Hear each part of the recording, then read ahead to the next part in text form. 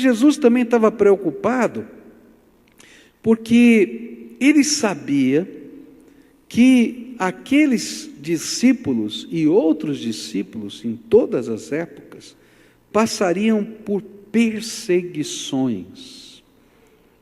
E eles precisavam estar preparados no poder do Espírito Santo para enfrentar as perseguições. Olha só o que Jesus falou para eles no capítulo 15 do Evangelho de João, versículos 18 em diante. Diz assim a Bíblia, João 15, 18. Jesus continuou: se o mundo odeia vocês, lembrem que ele me odiou primeiro. E se vocês fossem do mundo, o mundo os amaria por vocês serem dele. Mas eu os escolhi entre as pessoas do mundo, e vocês não são mais dele. Por isso, o mundo odeia vocês. Lembrem do que eu disse: o empregado não é mais importante do que o patrão. E se as pessoas que são do mundo me perseguiram, também perseguirão vocês. Se elas obedeceram aos meus ensinamentos, também obedecerão aos ensinamentos de vocês. Por causa de mim, essas pessoas vão lhes fazer tudo isso, porque não conhecem aquele que me enviou. Agora, vire a página aí, João capítulo 16, a partir do verso 1 até o verso 4.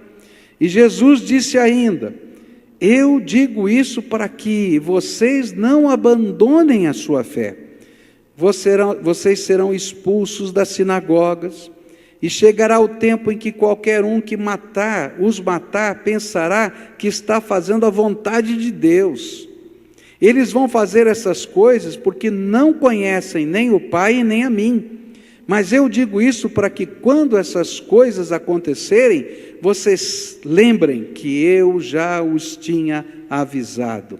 Verso 33 do capítulo 16. Eu digo isto para que, por estarem unidos comigo, vocês tenham paz. No mundo vocês vão sofrer, mas tenham coragem. Eu venci o mundo. Ou na versão antiga, no mundo tereis aflições. Não é isso? Mas tem de bom ânimo, eu venci o mundo. O que Jesus estava ensinando os seus discípulos? É que esses discípulos só poderiam enfrentar as provas que viriam se fossem revestidos do Espírito Santo. E esse revestimento do Espírito, que é o Espírito da consolação, é que nos dá força para enfrentar as perseguições, as batalhas, que às vezes se tornam tão concretas na nossa vida. E é interessante porque Jesus sabia, e Ele sabe, como nós somos fracos.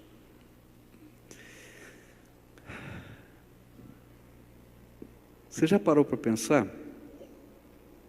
que muitas vezes a gente morre de medo das consequências de ouvir e obedecer à voz de Deus? Ah, pastor, mas se eu fizer isso que é da vontade de Deus, que eu sei que é certo, correto e justo, eu posso perder o meu emprego. E muito provavelmente vai perder o emprego. Ah, pastor, se eu tomar uma atitude dessa tão firme com a tua palavra, a minha família vai me rejeitar. E alguns a sua família vai rejeitar.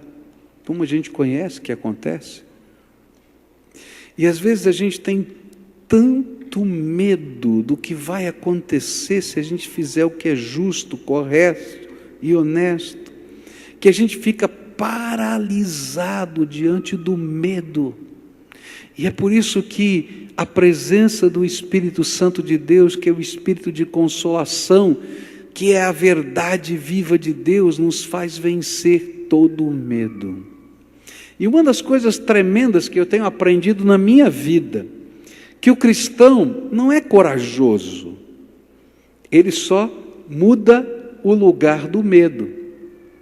Sabe por quê? O verdadeiro cristão, ele continua tendo medo, mas ele teme mais a Deus do que aos homens, e por isso ele faz a vontade de Deus.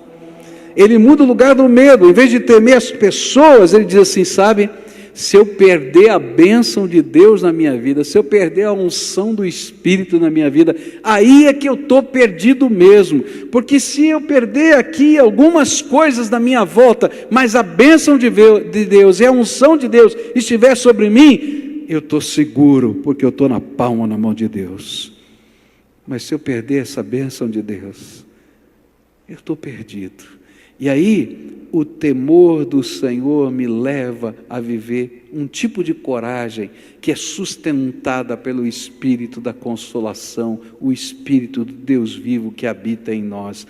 Quem você mais teme? Para pensar. Porque o inimigo trabalha na nossa vida colocando a inversão dos valores. A gente teme o patrão, a gente teme a falta de dinheiro, a gente teme a pressão da família, a gente teme isso, a gente teme aquilo, e a gente esquece que um dia a gente vai prestar contas ao Deus Todo-Poderoso, Senhor dos céus e da terra, que é juiz de homens e de demônios. Anjos e demônios serão julgados por Deus, homens e anjos serão julgados por Deus, e a gente se esquece disso.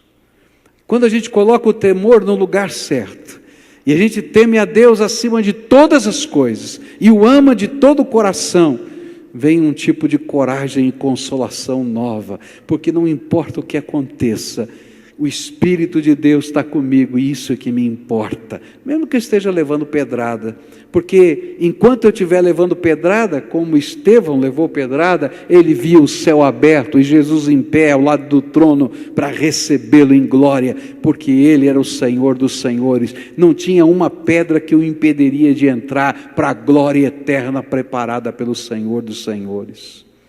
Esse é o espírito de consolação que está trabalhando dentro de nós. E como Jesus sabia que os seus discípulos passariam por todas as situações, e como ele sabia que eles eram fracos, então o Senhor, para que eles pudessem enfrentar as lutas, as mentiras, as injustiças, as perseguições, os impossíveis, não apenas com sua própria força, ele os revestiu com o seu Santo Espírito, e esse Santo Espírito é consolação de Deus.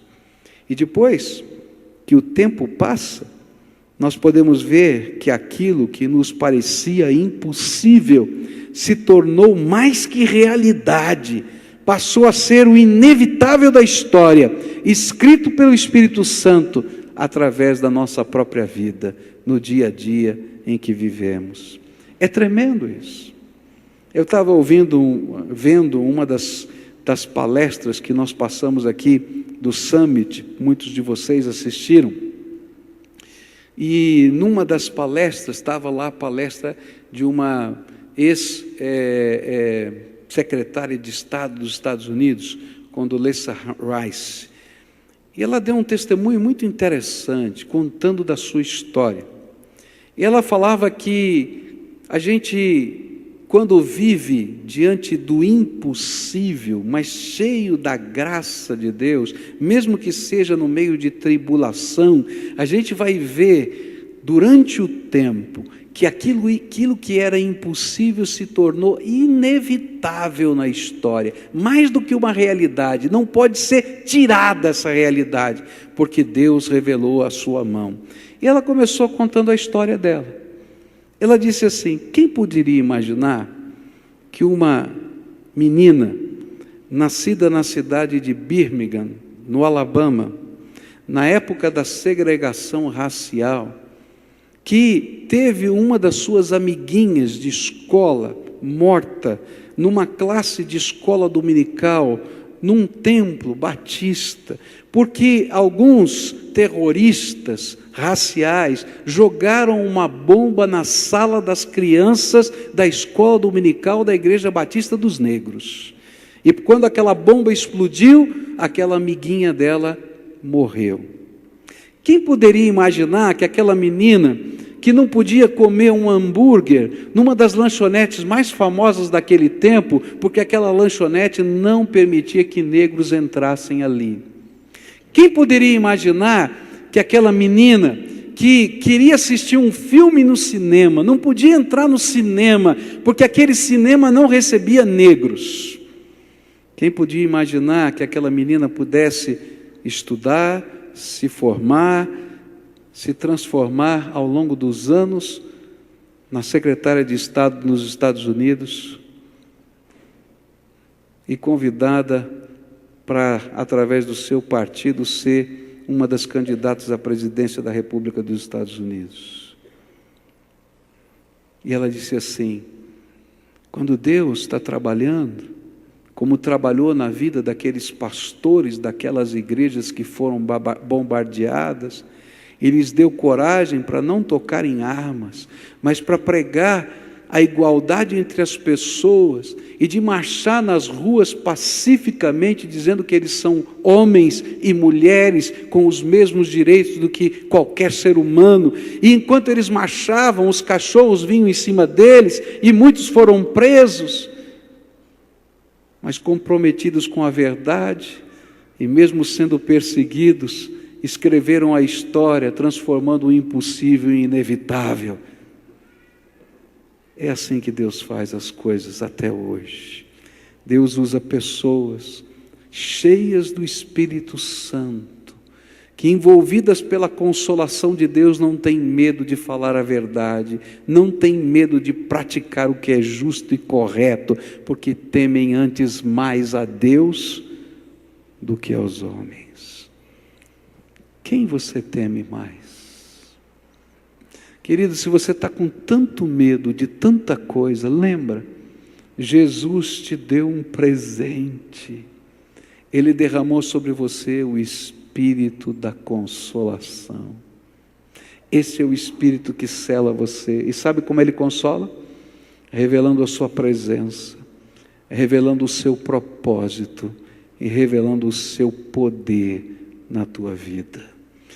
E é interessante que enquanto a gente vai marchando pela vida, a gente tem só uma nuance do que é o propósito de Deus. A gente não vê tudo, mas a gente crê, e a gente sente a presença do Senhor, e a gente marcha, como aqueles homens que marcharam na cidade de Birmingham depois daquela bomba. Mas por causa daquela marcha, os Estados Unidos mudou a sua história, porque homens e mulheres disseram: nós não vamos pegar mais o ônibus e vamos andar a pé para os nossos trabalhos. E começaram a falir as companhias de ônibus. Enquanto houver segregação, nós não entraremos mais aqui. Porque as crianças começaram a ir para a escola, quando não podiam entrar naquelas escolas. Porque homens e mulheres cheios do Espírito criam no Espírito da consolação de Deus. Do que você tem medo? Faz aquilo que é a vontade de Deus e teme primeiro ao Senhor. Esse é o princípio da sabedoria. Buscai primeiro o reino de Deus e a sua justiça, e todas as outras coisas vos serão acrescentadas. A gente não pode ter medo de fazer a vontade de Deus, a gente tem que ter um pacto com a vontade de Deus, e o Espírito da consolação estará sobre nós.